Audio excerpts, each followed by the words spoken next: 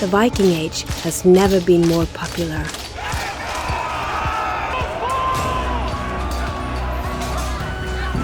And we admire many of the virtues of the Vikings, their strength, their honor, and their courage.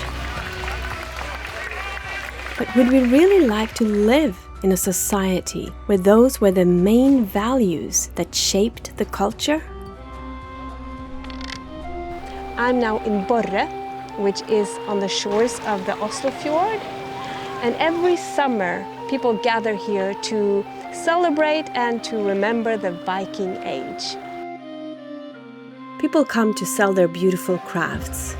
They wear Viking clothes, sleep in Viking tents, forge iron, and tell the ancient stories of heroes and gods. And for a few days, they taste a world that has captured the imagination of people across the globe. They get a sense of how it was to live when the Nordic people rowed their boats across vast oceans to rob, violate women, and conquer lands. We burn and steal and plunder on Lindisfarne Island, their ashes on our train. We gold and gemstones and trolls to tell the tale.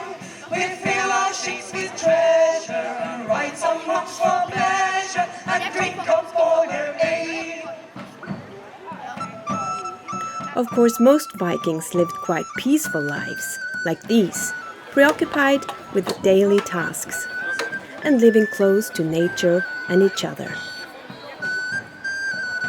Whether at war or peace, honor was the main thing to uphold, not only for yourself, but for the whole clan. A bad reputation could destroy everything. The need to restore honor through revenge sometimes resulted in a cycle of violence and blood feuds that could last for generations. There were other aspects of life that could be very difficult. If you were born a slave, your body belonged to someone else, and there was no law against beating, molesting, or killing you.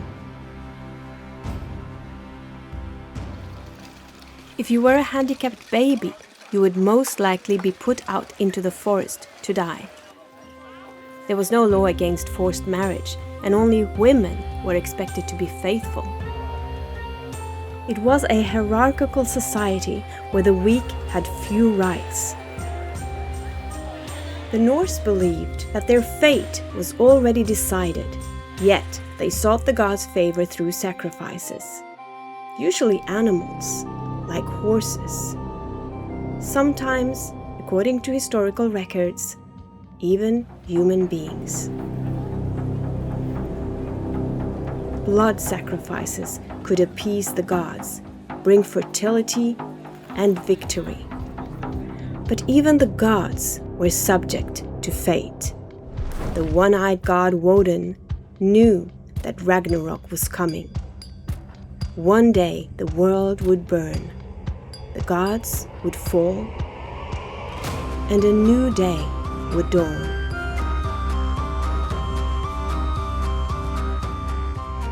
That day had already sent its first rays over the fjords of this country early in the Viking Age. Its story was very different to the story of the fierce and fertile gods of the Norse. Not a story of flawed gods demanding blood, but of a mighty and merciful God who shed his own, providing for mankind the ultimate sacrifice, once and for all, thereby ending all blood sacrifices.